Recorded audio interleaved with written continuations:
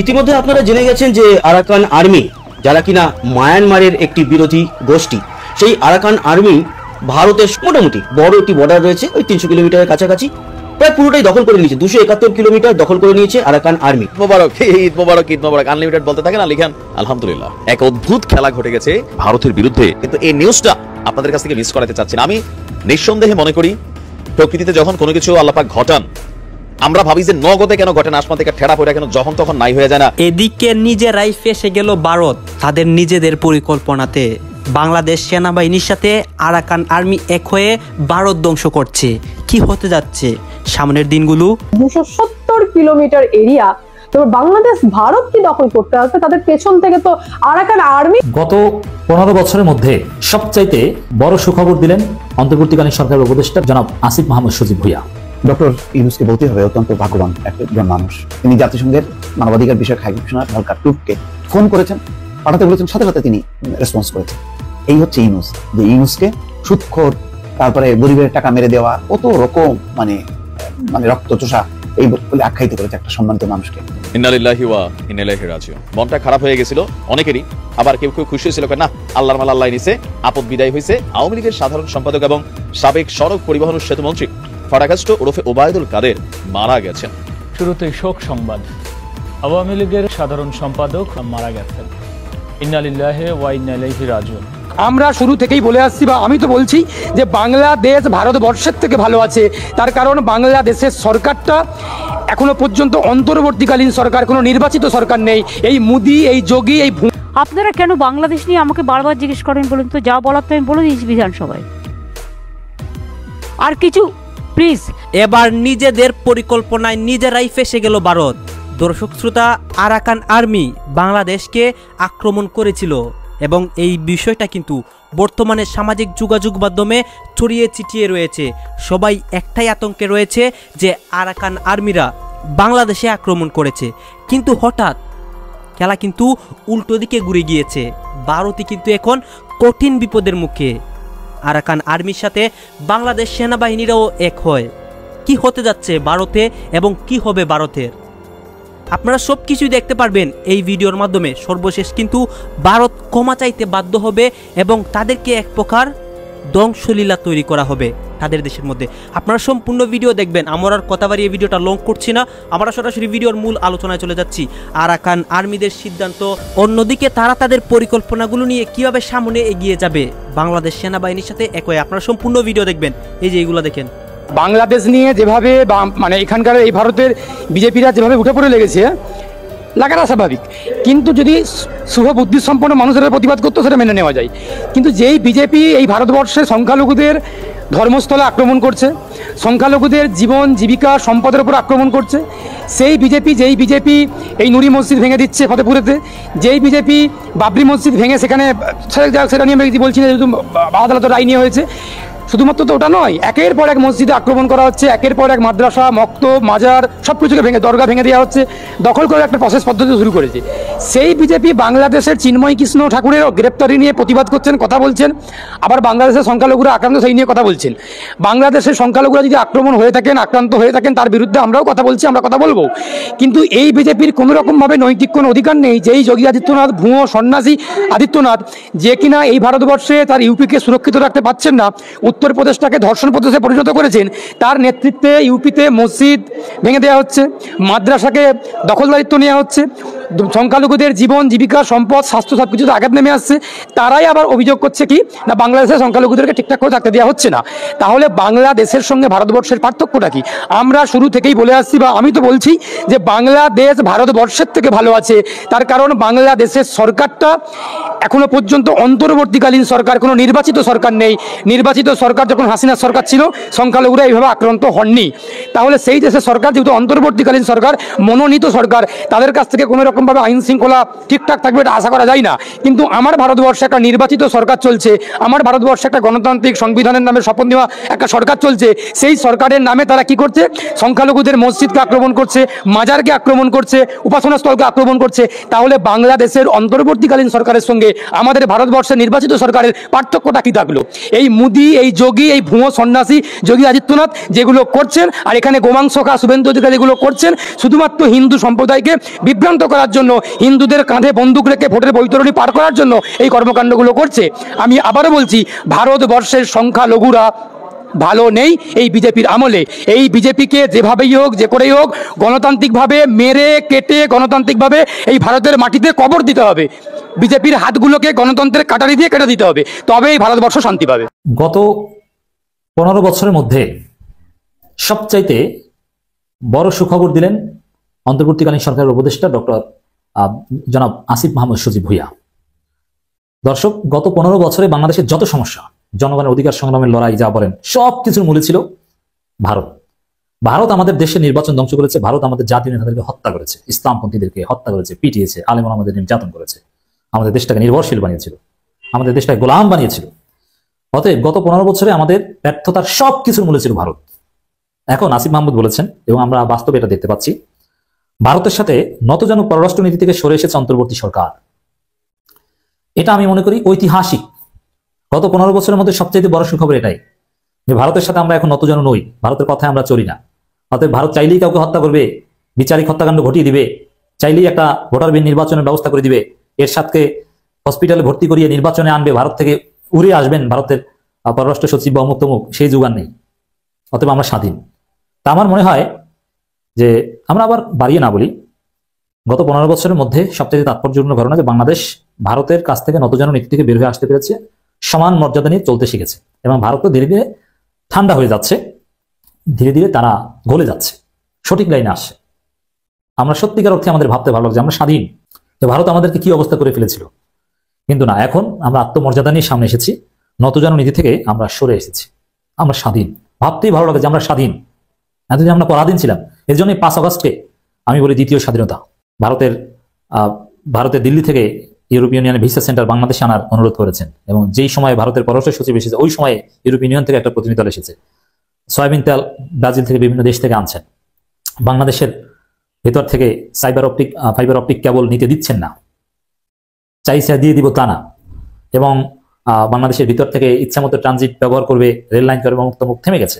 তো নানান দিক থেকে আমরা স্পষ্টতই দেখতে পাচ্ছি যে বাংলাদেশ এখন আর নতজানু নেই, বাংলাদেশ এখন স্বাধীন, সার্বভৌম। ভারত আমাদের বন্ধু, প্রভু নয়। আমরা কারোর মাধ্যমে শাসিত হব না, আমাদের বন্ধু থাকবে, প্রভু থাকবে না। তরুণরাই আমাদেরকে স্বাধীন করে দিয়েছে। স্বাধীন বাংলাদেশ, লেটস সেলিব্রেট স্বাধীন বাংলাদেশ, উদযাপন করুন। ইন্না লিল্লাহি ওয়া ইন্না ইলাইহি রাজিউন। না, মানে আতঙ্কের কোনো কারণ নাই। বেসিক্যালি এটা শুধু মানুষ মারা গেলে যে আমরা পড়ি বিষয়টা কিন্তু তা না, এটা হচ্ছে বিপদেরও দোয়া। যদি আপনি কোনো দুঃসংবাদ শোনেন তো সেই ক্ষেত্রে এই দোয়া পড়তে পারেন, কিন্তু আমরা বাঙালি ভাই এনেছি কারো মৃত্যুর পরে এই দোয়াটা পড়তে হয়।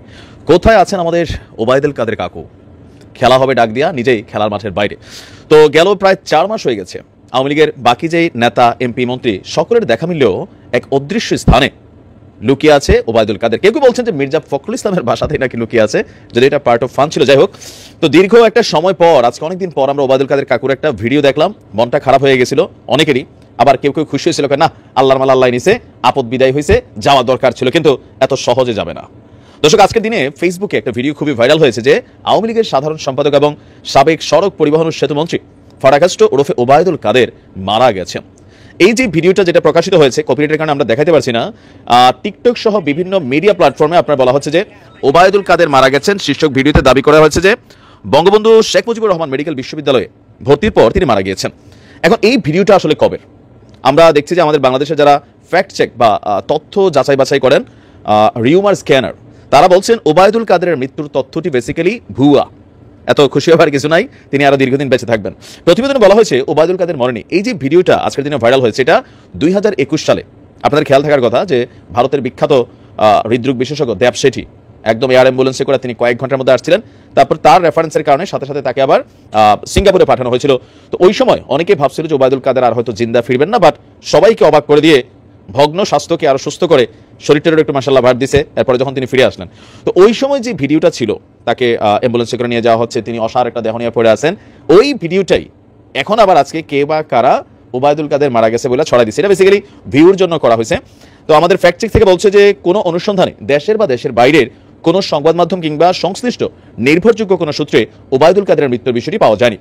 যেটা ছিল সেটা ছিল আপনার 2021 সালের 14 ডিসেম্বর বেসরকারি টেলিভিশন চ্যানেল সময় টিভির ইউটিউব চ্যানেলে আপনার এই খবরটা বা ভিডিওটা পাওয়া গিয়েছিল।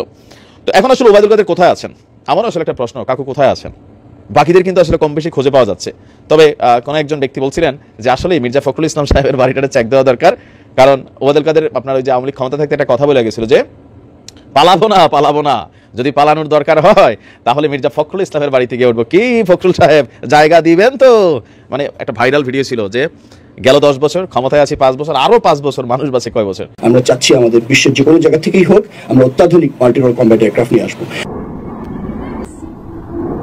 আর অলমোস্ট প্রায় 25 বছর হয়ে যাচ্ছে, সো আমাদের এই মাল্টিরোল কম্ব্যাট এয়ারক্রাফটের দিকে আমাদের এখন নজর। বন্ধুরা, মুসলিম বিশ্বের সবচেয়ে বেশি পরমাণু অস্ত্র যার হাতে রয়েছে সেই দেশটি হলো পাকিস্তান। তাদের অর্থনৈতিক অবস্থা টালমাটাল হলেও তারা সামরিক ক্ষেত্রে ব্যয় কখনোই কমায় না, বরঞ্চ দিনকে দিন আরো বেশি শক্তিশালী হয়ে যাচ্ছে পাকিস্তান। এবং পাকিস্তান বিমান বাহিনী দক্ষিণ এশিয়ার সবচেয়ে শক্তিশালী বিমান বাহিনী হতে চলেছে অতি শীঘ্রই। বিষয়টি বাংলাদেশের নিরাপত্তাকে আরো বেশি শক্তিশালী করবে।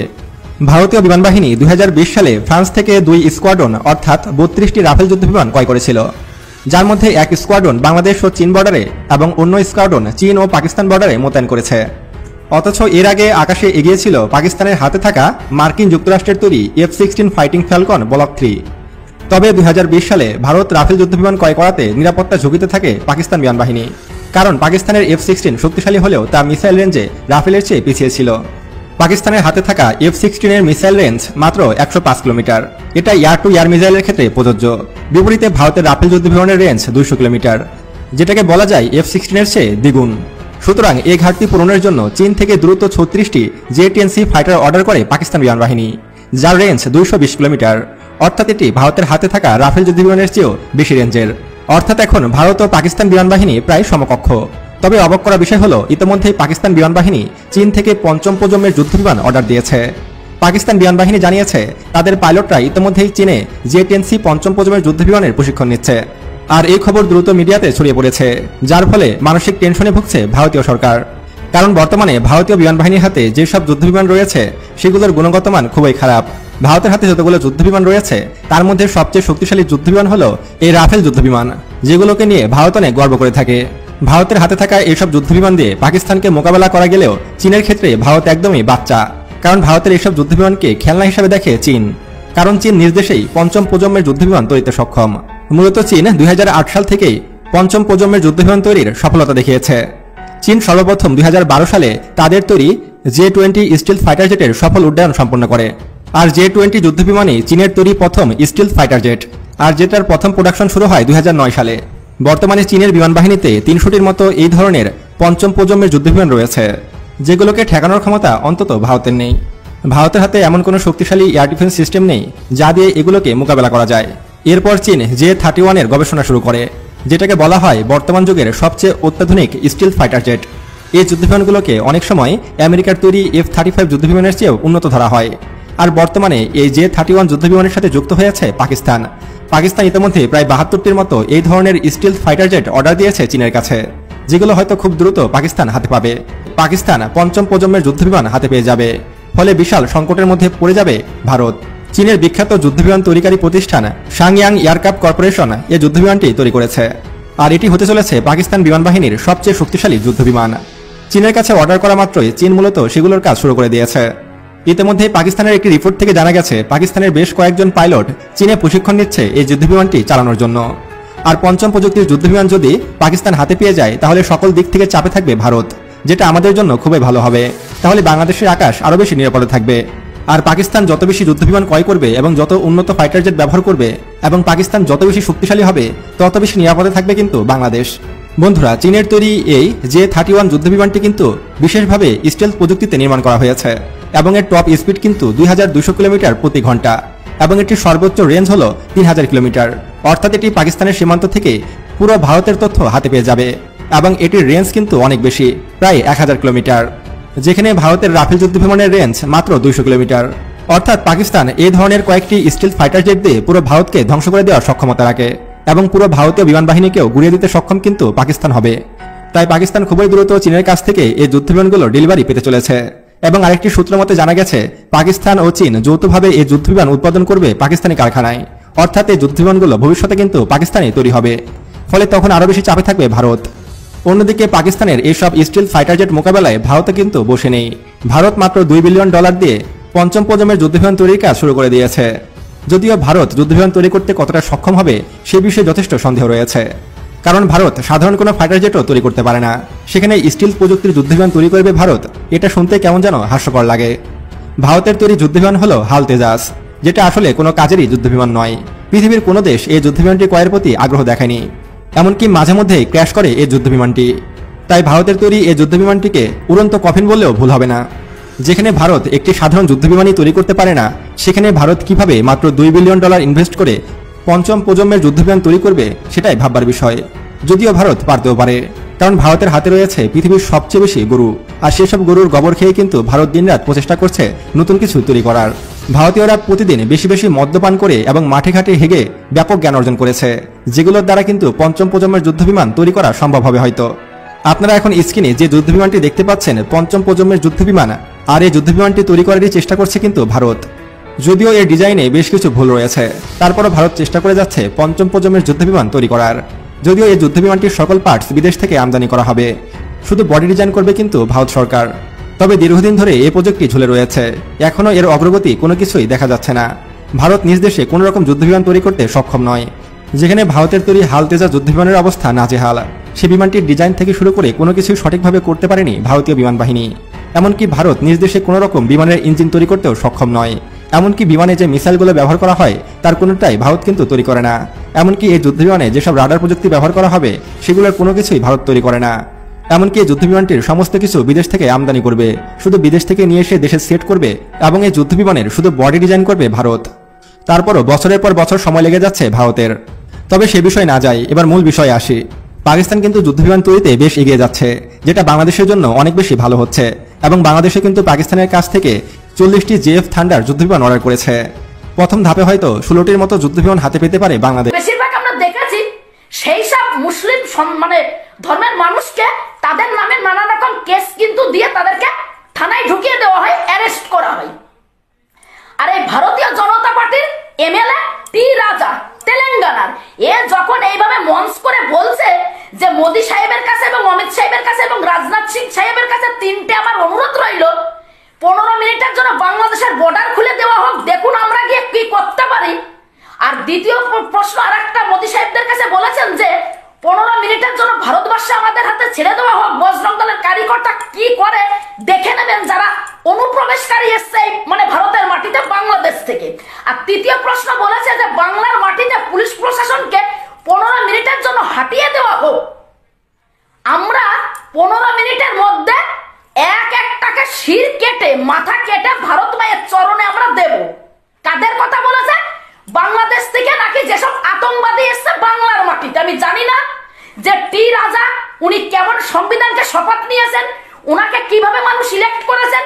উনি একজন এমএলএ হয়ে একজন সাধারণ মানে কি বলবো সাধারণ জনগণের একজন মানে প্রতিনিধি হয়ে যাকে মানুষ বিশ্বাস করে ভরসা করে মানে ভোট দিয়েছিলেন, যাকে ইলেক্ট করে এমএলএ গদিতে করে দিয়েছেন, গদিতে বসার সুযোগ। আর সেই টি রাজা ভারতীয় জনতা পার্টির এমএলএ তেলেঙ্গানা, তার মুখে এই যে বাজে বাজে ভাষা, এই যে বাজে বাজে মন্তব্য একটা সম্প্রদায়ের প্রতি, যে বর্ডার খুলে দিন মোদী সাহেব, দেখুন আমরা বাংলাদেশে কি করতে পারি। আবার কখনো বলছে ভারতবর্ষের মাটি আমাদের হাতে 15 মিনিটের জন্য ছেড়ে দেওয়া হোক, দেখুন এক একটা মানে যেসব আতঙ্কবাদী বাংলাদেশ থেকে এসেছে তাদের কি হাল করি। আবার কখনো বলছে যে পশ্চিম বাংলার মাটিতে আমাদের 15 মিনিট আমাদের হাতে ছেড়ে দেওয়া হোক, পুলিশ প্রশাসন যাতে কোনো রকম হস্তক্ষেপ না করে, আমরা 15 মিনিটের মধ্যে এক একটার মাথা কেটে ভারত মায়ের চরণে দেব। কাদের কথা বলেছে? মানে বাংলাদেশ থেকে নাকি আতঙ্কবাদী আমাদের বাংলা মানে পশ্চিম বাংলার মাটিতে এসে রয়েছে, তাদের কথা বলেছে। তো আমি একটা কথাই বলতে চাই যে আমরা যেটা জানি যে ভারতের যেটা রুলস অফ ল, আইনের যে বিধান, সংবিধান, কানুন, এইগুলো তো প্রত্যেকটা মানুষের জন্য সমান। তাহলে আজকে ভারতীয় জনতা পার্টির এমএলএ তেলেঙ্গানা টি রাজা এই যে বাজে বাজে মন্তব্য করছে মঞ্চ করে, তার এগেনস্টে কেন কোনো প্রতিবাদ হচ্ছে না, তার এগেনস্টে কেন প্রোটেস্ট করা হচ্ছে না, তাকে মানে তার নামে কেস হচ্ছে না, তাকে পুলিশ প্রশাসন কেন অ্যারেস্ট করছে না? তেলেঙ্গানার পুলিশ প্রশাসন কি হাতে চুরি পরে বসে আছে, না ঘুমের ওষুধ খেয়ে জানলা দরজা বন্ধ করে সেন্সলেস হয়ে ঘুমিয়ে আছে? জবাব চাই ভারতবাসী, কারণ এই ভারতবর্ষের মাটি একতার মাটি, সম্প্রীতির মাটি, ঐক্যতার মাটি, ভালোবাসার মাটি, মিলন বন্ধনের মাটি। এই ভারতবর্ষের মাটিতে সর্বধর্মের মানুষ বাস করে। কিন্তু যদি কেউ অন্যায় করে তার জন্য কিন্তু আইন 100% তার কিন্তু আইনের আওতায় এনে তাকে সঠিক কিন্তু সাজা দিতে পারে। কিন্তু এইভাবে ভড়কাও ভাষণ যারা দিচ্ছে তাদের জন্য কোনো আইন নেই, তাদের জন্য কোনো প্রশাসন নেই, তাদের জন্য কোনো রকম ভাবে কেস ফাইল হয় না থানাতে। কারণ তাদের একটাই অ্যাডভান্টেজ, তারা ভারতীয় জনতা পার্টির এমএলএ। তাদের আরেকটা অ্যাডভান্টেজ, তারা জয় শ্রীরামের নাম নাই। তাদের আরেকটা অ্যাডভান্টেজ, তারা সবসময় জন্য বলে যে मोदी जी, अमित शाह जी, कोई टेंशन नहीं है, हम लोग तो है, कुछ भी करने के लिए हम लोग तैयार है। কিন্তু আমি একটাই কথা বলবো অনুরোধ করে তেলেঙ্গানার পুলিশ প্রশাসনের কাছে, যে হাতে চুরিগুলো খুলে ঘুমের থেকে উঠে একটা কথাই মনে করুন, যখন আপনি চাকরিতে জয়েন্ট করেছেন ভারত মায়ের এই মাটিতে, মানুষের সুরক্ষার জন্য, সমাজের সুরক্ষার জন্য, রাজ্যের সুরক্ষার জন্য, সমাজকে শান্তিপ্রিয় রাখার জন্য সংবিধানকে নিয়ে যখন শপথ করেছিলেন ওই পুলিশের ইউনিফর্ম পরে, তখন যে আপনি যে প্রতিজ্ঞাবদ্ধ হয়েছিলেন নিজের কাছে, পারলে পরে সেইগুলো করুন। এইভাবে ডোমেস্টিক ভায়োলেন্স সৃষ্টি করছে, একটা সম্প্রদায়ের প্রতি বাজে ভাষা বলছে, মন্তব্য করছে, তাকে কেন এখন অ্যারেস্ট করা হয়নি? ভারতীয় জনতা পার্টির এমএলএ তেলেঙ্গানার টি রাজা, জবাব চাই মানুষ, জবাব। বাংলাদেশকে কেন্দ্র করে যিনি বড় বড় লম্বা লম্বা চওড়া চওড়া গল্প দিচ্ছে, দিন রাত 24 ঘন্টা, উঠতে বসতে খেতে ঘুমোতে এক করে দিচ্ছে, আর এতটা সহানুভূতি দেখাচ্ছে বাংলাদেশের হিন্দুদেরকে নিয়ে, তো সবাই ভাবছে যে সত্যিই তো বিরোধী দলনেতা শুভেন্দু অধিকারী এতটা বাংলাদেশের হিন্দুদের জন্য ভাবে। অবশ্যই এই কথা প্রত্যেকটা মানুষের কিন্তু হৃদয়ে প্রশ্ন জাগছে, প্রশ্ন আসছে আর আসতে বাধ্য মানুষের মনে। আমি শুধু একটা কথা বলতে চাই, শুভেন্দু অধিকারী যিনি মানে বিরোধী দলনেতা, যাকে এক কথায় বাংলার গদ্দার বলে সবাই চেনে, ওনার কাছে আমার একটা প্রশ্ন রইল, একটা প্রশ্নের উত্তর যদি উনি দিতে পারেন এবং একটা কাজ করে যদি উনি সমাজের বুকে দেখাতে পারেন, তাহলে ভাববো অরিজিনালি ওনার অন্তরের থেকে কিন্তু প্রতিবাদটা করছে বাংলাদেশের মুসলিমদের এগেনস্টে। বাংলাদেশে আমরা জানি 3 কোটির উপরে সংখ্যালঘু হিন্দু রয়েছে। 3 কোটির মধ্যে একটা পরিবারকে যদি শুভেন্দু অধিকারী বিরোধী দলনেতা উনি যদি নিজের দায়িত্বে ওনার মানে সহযোগিতার হাত বাড়িয়ে সেই পরিবারটাকে বেশি না 1 বিঘা জমি না 10 কাঠা জমি না 5 কাঠা না 2 কাঠা না 1 কাঠা না, হাফ শতক জমির উপরে যদি একটা কুড়ে ঘর, একটা মাটির ঘর করে যদি তাদেরকে থাকতে দেয় এবং তাদের দায়িত্ব নেয়, তাহলে পর অবশ্যই আমরা মনে করব যে যে লাভঝাপ করছে মিডিয়ার সামনে মঞ্চ করে করে বড় বড় কথা বলছে যে এক রहोगे তো সেফ রहोगे, আর বাটোগে তো কাটোগে, আর জাগো হিন্দু জাগো। প্রথম কথা, আমাদের হিন্দুদের ঠিকাদার কিন্তু উনি না, উনি হচ্ছে ভারতীয় জনতা পার্টির ওয়াশিং মেশিনে ক্লিন হওয়া ভারতীয় জনতা পার্টিদের কিন্তু ঠিকাদার, আমাদের হিন্দুদের ঠিকাদার না, সনাতন ধর্মের ঠিকাদার না। তো উনি যদি এই দায়িত্বটা পালন করতে পারে, তা অবশ্যই মনে করব যে না, উনি এতদিন যেভাবে চিৎকার করে এসেছে বাংলাদেশের সংখ্যালঘু হিন্দুদেরকে নিয়ে, তাহলে জানবো যেটা ওনার অন্তরে কিন্তু প্রতিবাদ ছিল। কিন্তু না, আমি বাংলাদেশের হিন্দুদেরকে করজোড়ে একটাই অনুরোধ করব যে শুভেন্দু অধিকারী বড় বড় কথা বলবে, আপনাদেরকে বলবে যে আপনাদের পাশে আমরা আছি, কোনো টেনশন করবেন না, আপনাদের জন্য ভারতের মাটিতে জায়গা রয়েছে, আপনাদেরকে আমরা জায়গা দেব। এই শুভেন্দু অধিকারীর পাল্লায় কিন্তু পড়বেন না। অ্যাকচুয়ালি শুভেন্দু অধিকারী যখন যে কথা বলে, সেই কথার 1 মিনিট পরে ও নিজেই কিন্তু আউট অফ মাইন্ড করে দেয়, আউট অফ সাইট করে দেয়, পুরো মনের থেকে ভুলে যায়। কারণ ওনার একটাই টার্গেট 2026 বিধানসভা ভোট নিয়ে বাংলার মাটিতে, আর ওনার কোনো ইয়ে নেই, কনসেপ্টের মধ্যে কিছু নেই। এখন বাংলাতে দাঁড়িয়ে শুধু হিন্দুদের প্রতি একটু সহানুভূতি দেখাবে, বাংলাদেশের হিন্দুদেরকে নিয়ে একটুখানি ভালোবাসা, অনেক রকম সাহায্য করে, এইসব কিছু দেখাবে, কিন্তু কিছুই না। 2026-এর বিধানসভা হয়ে যাবে, তখন বলবে যে বাংলাদেশে কি হয়েছিল আমি জানি না, যদিও আমি কিছু বলে থাকি, হয়তো আমি সেটা ভুল ধারণা ছিল আমার বা ভুল করে বলেছিলাম, কারণ পুরোটাই ডিসাইড করতে পারে কেন্দ্র সরকার, সাধারণ একজন মানে বিরোধী দল নেতা হয়ে সে কখনো কিন্তু সেই বাংলাদেশের সংখ্যালঘুদের দায়িত্ব কখনো নিতে পারে না, আর অধিকার কিন্তু দিই না। সংবিধান কিন্তু এই অধিকার কখনো যেন একটা বিরোধী দলনেতাকে দেয় না। দাপটে বাংলাদেশের ইউনিট সরকার কিন্তু সব থেকে বিপদে পড়েছে, তা আমি কালকের একটি ভিডিওতে আমি আপনাদের বলেছি। কিন্তু এখন প্রশ্ন হলো, এতে ভারত কিভাবে মানে ইনডাইরেক্টলি বা ডিরেক্টলি লাভবান হলো? দেখুন, এই যে পুরো কনফ্লিক্ট, এই কনফ্লিক্টটা কিন্তু অপারেশন 1027 নামে শুরু করেছিল আরাকানরা আজ থেকে 8 মাস আগে। তারা কিন্তু চীনের মদতপুষ্ট মায়ানমারের সেনাবাহিনী, জুংটা সেনাবাহিনীর বিরুদ্ধে 8 মাস ধরে এই লড়াইটা চালিয়েছে। যখন এই লড়াই তারা শুরু করেছিল তখন জুংটা সেনাবাহিনীর সদস্য সংখ্যা ছিল 5 লাখ, আর লড়াই যখন শেষ হলো তখন জুংটা সেনাবাহিনীর সদস্য সংখ্যা কিন্তু নেমে চলে আসে 1.5 লাখে। জুংটা সেনাবাহিনী চীনের প্রশ্রয়ে একাধিক ভুল করে বসে। তারা বিভিন্ন ক্ষেত্রে বাংলাদেশের সঙ্গে লড়তে গিয়ে মায়ানমারের সাধারণ মানুষের উপর ওপেন ফায়ার করে। এর ফলে কি হয়? এর ফলে মায়ানমারের সাধারণ মানুষের যে ইমোশন তা কিন্তু এই বিদ্রোহী গ্রুপের উপর চলে আসে। এই আরাকান আর্মি শুধু নয়, সেই অঞ্চলে আরো 3টি বিদ্রোহী গ্রুপ নিয়ে একটা বৃহত্তর রেবেল অর্গানাইজেশন তৈরি হয়, যারা জুংটা বাহিনীর বিরুদ্ধে দিনের পর দিন কিন্তু লড়াই চালায়। তাদের প্রথম থেকেই লক্ষ্য ছিল রাইখান দখল করা, আর আজকে আরাকানরা কিন্তু সেই রাইখান দখল করলো, যে রাইখান থেকে বাংলাদেশের সব থেকে 3টে জায়গা সব থেকে বেশি থ্রেটের মুখে কিন্তু চলে এলো বাংলাদেশ সেনাবাহিনীর কাছে। আপনারা যদি বাংলাদেশের ম্যাপটি দেখেন তাহলে দেখবেন রাইখানের পাশাপাশি টেকনাফ, কক্সবাজার এবং চট্টগ্রাম, এই 3টে জায়গা কিন্তু সরাসরি আরাকানদের দখলে আসতে পারে, এই সম্ভাবনা একদম উড়িয়ে দেওয়া যায় না। এমনকি এই বাংলাদেশ এবং মায়ানমার সীমান্তে যে নাফ নদী আছে, সেই নাফ নদীর কন্ট্রোলও কিন্তু আরাকানদের হাতে চলে যায়।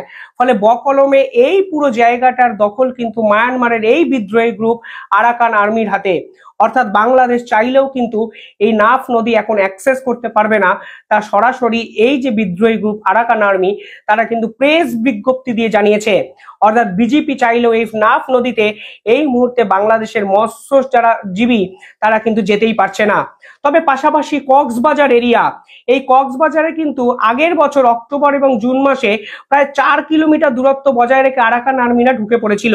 সে সময় অনেক প্রশ্ন উঠেছিল যেহেতু বাংলাদেশ সীমান্ত থেকে আরাকান আর্মিরা মাত্র 4 কিলোমিটার ডিস্টেন্সে আছে, তাহলে কি বাংলাদেশের অ্যাক্টিভ কোনো ভূমিকা পালন করা উচিত? কিন্তু বাংলাদেশ কিন্তু সে সময় অ্যাক্টিভ ভূমিকা পালন করেনি, কারণ আরাকান আর্মিরা সে সময় একটি কথা প্রচার করেছিল। তারা বলেছিল restore sovereignty of the multi ethnic Arakanese, অর্থাৎ এই বিশ্বে যত আরাকানাস আছে তাদেরকে এক জায়গায় নিয়ে আসো ওই জায়গায়, এবং ওই জায়গায় একটি পিস ল্যান্ড তৈরি করো। তার জন্য কিন্তু বাংলাদেশ আর্মি সে সময় আরাকানদের সঙ্গে সরাসরি যুদ্ধে যায়নি। কিন্তু আলটিমেটলি আজকের দিনে দাঁড়িয়ে বাংলাদেশের সাথে আরাকান দেশের সম্পর্ক তা কিন্তু এমন গভীরে এমন ক্ষতচিহ্ন তৈরি করছে যাতে বাংলাদেশের সীমান্তে সব থেকে বড় ভয়ানক বিপদটা আগামী দিনে আসতে পারে বলে মনে করছেন। দেখুন, এতে সব থেকে বেশি লাভ ভারতের। 1 নম্বর তো লাভ নিঃসন্দেহে, যদি বাংলাদেশের সেনাবাহিনী বিজেপি উত্তর এবং দক্ষিণ দু জায়গাতেই লিপ্ত থাকে যুদ্ধে, তাহলে এই বিজেপির যে সেনা সদস্য তারা কিন্তু একজোট বা এককাট্টা হতে কখনো পারবে না। অর্থাৎ বাংলাদেশের দুই দিকে যে বর্ডার, ভারতবর্ষ, সেই ভারতবর্ষের সঙ্গে ভারতবর্ষের যে সেনাবাহিনী তাদের সঙ্গে বিজেপি দিনের পর দিন লড়াই করেছে। আলটিমেটলি ভারতের যে বিএসএফ তাদের বিরুদ্ধে বিজেপি কার্যত অঘোষিত একটি যুদ্ধ ঘোষণা করে দিয়েছে। এর ফলে কি হচ্ছে, বিজেপিকে সদা তৎপর থাকতে হচ্ছে। এর ফলে ভারতের যে সীমান্তবর্তী এলাকায় বাংলাদেশের সেনাবাহিনী বা বিজেপিকে আগের থেকে অনেক বেশি অ্যাক্টিভ থাকতে হচ্ছে। ফলে বিজেপি এই মুহূর্তে চাইলেও তার সমস্ত ফোর্স, অর্থাৎ ছোট্ট একটা বিজেপির সদস্য সেনা ব্যাটালিয়ান, সেই সেনা সদস্যের সম্পূর্ণ শক্তি কিন্তু মায়ানমার বর্ডারে এই মুহূর্তে ইনস্টল তারা করতে পারবে না, অ্যাক্টিভ করতে পারবে না। উল্টো দিকে মায়ানমার সীমান্তে আরাকানরা যেরকম ভাবে দাপট দেখাতে শুরু করে দিয়েছে, ঠিক সেখানেও কিন্তু বিজেপি তার নির্দিষ্ট সেনাবাহিনীর একটা বৃহৎ অংশ ডিপ্লয় করার পর ভারত সীমান্তেও কিন্তু বিজেপি সম্পূর্ণ শক্তি নিয়ে ঝাঁপাতে পারবে না। অর্থাৎ সব দিক দিয়ে কিন্তু অ্যাডভান্টেজ নিঃসন্দেহে ভারতবর্ষ। পাশাপাশি এই অঞ্চলে যে 17টা অঞ্চল আছে, এবং 3 লক্ষ মানুষ আছে, তারা কিন্তু এই অঞ্চলে এখন ঘর ছাড়া হয়ে গেছে এবং এই 17টা অঞ্চল কিন্তু বর্তমানে আরাকানদের দখলে। ফলে এখন বাংলাদেশ এবং মায়ানমারের জন্য পার্টিকুলার এই জায়গাটায় কিন্তু কিছুই আর পড়ে নেই। আপনারা যদি আরো ডিটেলিং এ দেখেন কালকে যে খবরগুলো সামনে এসছে, তাহলে দেখবেন এই আরাকানদের প্রভাবে প্রায় এই রাইখান অঞ্চলে 30টির বেশি ক্যাম্প, যা কিনা মায়ানমার সরকারের যে সেনাবাহিনী, জুংটা সেনাবাহিনী ছিল, তা কিন্তু আরাকানদের হাতে চলে গেছে এবং এরা কিন্তু পরবর্তী টার্গেট হিসাবে মংডু, বুতিডং এবং পালতোরা এই 3টে জায়গাকে টার্গেট করে অলরেডি ঘোষণা করে দিয়েছে এই 3টে জায়গার দখল কিন্তু তারা করে ফেলেছে। আর এই যে পার্টিকুলারলি বুথিডং জায়গাটি আছে, সেই বুথিডং জায়গাটি থেকে বাংলাদেশের যে জলসীমা তা কিন্তু অত্যন্ত কাছে, অর্থাৎ বিপদ কিন্তু মোহাম্মদ ইউনূসের ঘাড়ে এসে অলরেডি পড়ে গেছে। এর ফলে বাংলাদেশের জিওপলিটিক্যাল শুধু নয়, জিওগ্রাফিক্যালি অনেক কিছু বদলে যেতে পারে এবং সোসাইটি অনুযায়ী বাংলাদেশের আপকামিং কিছু ডেজে বিভিন্ন বদল আসতে পারে বলে মনে করছেন জিওপলিটিক্যাল বিশেষজ্ঞরা। এবার ভারতের কি লাভ, যদি আরো ডিটেলিং এ আলোচনা করেন তাহলে দেখবেন পার্টিকুলারলি এই মায়ানমার ইস্যু বা মায়ানমার যে রাইট, তা কিন্তু চায়নার সৃষ্টি করা। চায়না দিনের পর দিন জুংটা সেনাদের যেভাবে প্রশ্রয় দিয়েছে এবং যেভাবে মায়ানমারের সেনাবাহিনী দিনের পর দিন কার্যত দেশের হত্যাকর্তা বিধাতা মনে করেছে, তাতে কিন্তু সাধারণ মানুষের ইমোশন কমপ্লিটলি এই জুংটা সেনাবাহিনীর বিপক্ষে চলে যায়। ফলে তারা কিন্তু মানে অঘোষিতভাবে এই বিদ্রোহী আরাকানদের সাপোর্ট করে।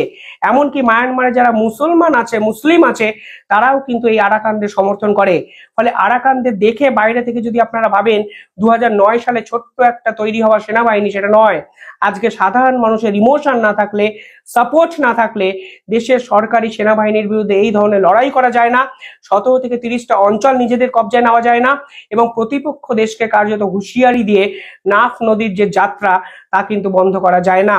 আর এখানেই প্রশ্ন হলো, এই মায়ানমারকে ঘিরে কিন্তু ভারতের একাধিক সম্পর্ক অতীতে হয়েছে এবং ভবিষ্যতেও পার্টিকুলারলি মায়ানমার জায়গাটা কিন্তু অত্যন্ত গুরুত্বপূর্ণ।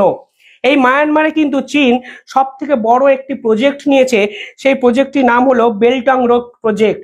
সেই প্রজেক্টে কিন্তু চীন $7.3 বিলিয়ন অলরেডি ইনভেস্ট করেছে এবং পার্টিকুলারলি মায়ানমারে তারা একটি বন্দরকেও তৈরি করেছে, যে বন্দর তৈরি করার ফলে চীন কিন্তু বঙ্গোপসাগরের অ্যাক্সেসটা নিজেদের দখলে আনতে শুরু করেছিল।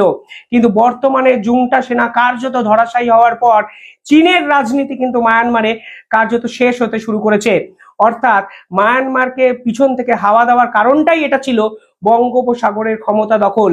আর এই জুংটা সেনাবাহিনীকে কার্যত বাঁচিয়ে রেখে চীন বুঝিয়ে দিয়েছিল বঙ্গোপসাগরে মায়ানমার থাকলে চীন থাকবে, চীন থাকলে মায়ানমার থাকবে। কিন্তু বর্তমানে মায়ানমার যেভাবে ভূপতিত হলো, ঠিক সেখানে চীনের কন্ট্রোল কিভাবে থাকবে সেটাই একটা বড় প্রশ্ন। পাশাপাশি ভারতও কিন্তু মায়ানমারকে ঘিরে ধরে একাধিক কর্মসূচি নিয়েছিল, যার মধ্যে সব থেকে বড় প্রজেক্ট হলো কালাদাম প্রজেক্ট, মানে কালাদাম মাল্টি রোড প্রজেক্ট। এই মাল্টিমোল বা মাল্টি রোড প্রজেক্ট, যেখানে ভারতবর্ষ চেয়েছিল ত্রিপুরা থেকে কলকাতা এবং মণিপুরের যে কানেক্টিভিটি তা মায়ানমারে অবস্থিত একটি বন্দরকে কেন্দ্র করে হবে। ফলে তা অসম্ভবভাবে 7 সিস্টার্সকে একটি পাহারা দেওয়ার বা একটা সিকিউরিটি হিসাবে এই প্রজেক্ট কিন্তু ভারতবর্ষ মায়ানমারকে কেন্দ্র করে নিয়েছিল। অর্থাৎ কলকাতার সঙ্গে যদি ত্রিপুরা মিজোরামকে কানেক্ট করা যায়, যা মায়ানমারের যাত্রাপথ দিয়ে সম্ভব, মায়ানমার দিয়ে সম্ভব, তা নিঃসন্দেহে ভারতের 7 সিস্টার্সকে সিকিউর করে। আর ভারতবর্ষ কিন্তু এই জুংটা সেনা কিংবা আরাকান কারুর পক্ষেই কিন্তু অফিসিয়ালি থাকেনি। ফলে আরাকানদের সঙ্গে ভারতের কিন্তু শত্রুতা নেই, কিন্তু আরাকানদের সঙ্গে বাংলাদেশ এবং আরাকানদের সঙ্গে চীনাদের সব থেকে বেশি কিন্তু কঠিন একটা লড়াই কিন্তু এর আগে হয়েছে। ফলে ভারতবর্ষ কিন্তু আরাকানদের প্রচ্ছন্নভাবে এর আগে সমর্থন না করলেও বর্তমানে কিন্তু আরাকানদের এই লড়াইয়ে হিউজ অ্যাডভান্টেজ পাবে বলে মনে করছেন বিশেষজ্ঞরা। এবং পার্টিকুলারলি এই যে কালাদাম মাল্টিমোল প্রজেক্ট, এটা যদি মায়ানমারে বাঁচিয়ে রাখতে চায়, 7 সিস্টার্সকে যদি গুরুত্ব দিতে চায়, তাহলে কিন্তু এই আরাকানদের সমর্থন করা ছাড়া ভারতবর্ষের কাছে কিন্তু কিছু নেই। আর যে শক্তিশালী দেশ চায়নার বিরুদ্ধে লড়ছে, তারা কিভাবে তারা কিভাবে কোনো আন্তর্জাতিক শক্তি ছাড়া এই লড়াই করছে, তা হয়তো সব থেকে বড় লাখ টাকার প্রশ্ন। অর্থাৎ আরাকানদের পিছনে বিশ্বের অন্যতম কোনো প্রভাবশালী দেশ আছে, তা কিন্তু আজকে জলের মতো পরিষ্কার। পাশাপাশি আরাকানরা দিনের পর দিন সেন্ট মার্টিনস নিয়ে হুমকি দিয়েছে কিভাবে তারা বাংলাদেশের বিপক্ষে গেল আমি একটু আপনাদের বুঝিয়ে দিই। নিঃসন্দেহে প্রথম কারণটা হলো সেন্ট মার্টিনস দ্বীপ।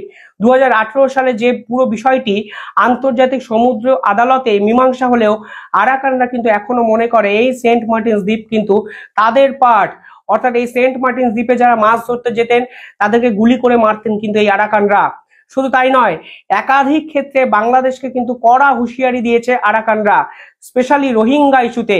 এই রোহিঙ্গাদের কিন্তু প্রশ্রয় দেয় না আরাকান আর্মি, অর্থাৎ রোহিঙ্গা সমস্যা যেভাবে বাংলাদেশ কার্যত মদত দেয়, প্রশ্রয় দেয়, ঠিক সেখানে দাঁড়িয়ে আরাকানরা কিন্তু সরাসরিভাবে বাংলাদেশের বিরোধ করবে, সেটাই কিন্তু স্বাভাবিক।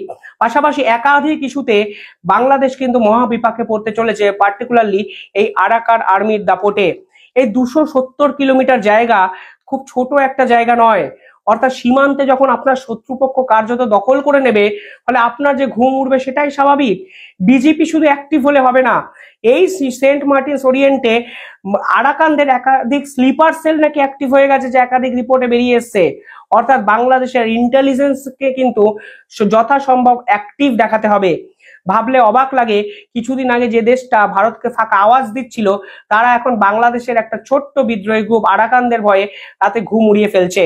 শুধুমাত্র স্লিপার সেলের অ্যাক্টিভিটি নয়, এই সীমান্তবর্তী এলাকায় সব থেকে বেশি বাংলাদেশ যেটা চ্যালেঞ্জের মুখে পড়বে তা হলো অনুপ্রবেশের। আর এই অনুপ্রবেশকারী সমস্যা কিভাবে বাংলাদেশের বিজেপি আটকাবে, সেটাই কিন্তু একটা বড় প্রশ্ন। মনে রাখবেন, কিছুদিন আগে এই বাংলাদেশ কিন্তু ভারতকে বলেছিল ভারত এবং বাংলাদেশের মধ্যে অনুপ্রবেশকারী সমস্যা নেই। আজকে সেই বাংলাদেশ মায়ানমারের সঙ্গে সব থেকে বড় সমস্যায় পড়ে গেছে অনুপ্রবেশ নিয়ে। অর্থাৎ হিউজ পরিমাণে একটা রোহিঙ্গা, যাদেরকে নির্বিচারে এই আরাকানরা গুলি করে 2017 সালের মতো যদি মারতে শুরু করে, তারা কিন্তু বাংলাদেশে প্রবেশ করবে। আর এই বাংলাদেশে প্রবেশ করলে বিজেপির কাছে সব থেকে বড় চ্যালেঞ্জ হবে তাদেরকে। গাইজ, আপনারা তো দেখলেন এখানে কি কথা হচ্ছে, আরাকান আর্মির বিষয়ে অনেক কথা হচ্ছে, তারা যে চট্টগ্রামের সীমান্ত রেখা দখল করতেছে, অন্যদিকে ভারতকে নিয়েও অনেক কথা হয়েছে, বাংলাদেশের জনগণরাও অনেক কথা বলতেছে। দর্শক শ্রোতা, এতক্ষণ কিন্তু এইসব বিষয় নিয়ে আলোচনা এবং সমালোচনা হয়েছে। এতক্ষণ আপনাদেরকে যা কিছু দেখিয়েছি সবকিছু কিন্তু আমরা সোশ্যাল মিডিয়া থেকে সংগ্রহ করেছি। এখানে আমাদের নিজস্ব কোনো মন্তব্য নেই বা নিজস্ব কোনো সিদ্ধান্ত নেই। এইসব দেখে আপনাদের কি মনে হচ্ছে এবং আপনাদের মন্তব্য কি, এটা কিন্তু আপনারা অবশ্যই কমেন্ট বক্সে লিখে যাবেন। এবং আপনাদের কাছে আমার একটা রিকোয়েস্ট থাকবে, আমার চ্যানেলটি সাবস্ক্রাইব করবেন এবং পাশে থাকা বেল আইকনটি অবশ্যই বাজিয়ে যাবেন, যাতে করে নেক্সট ভিডিওটা সবার আগে আপনারা দেখতে পান। ধন্যবাদ।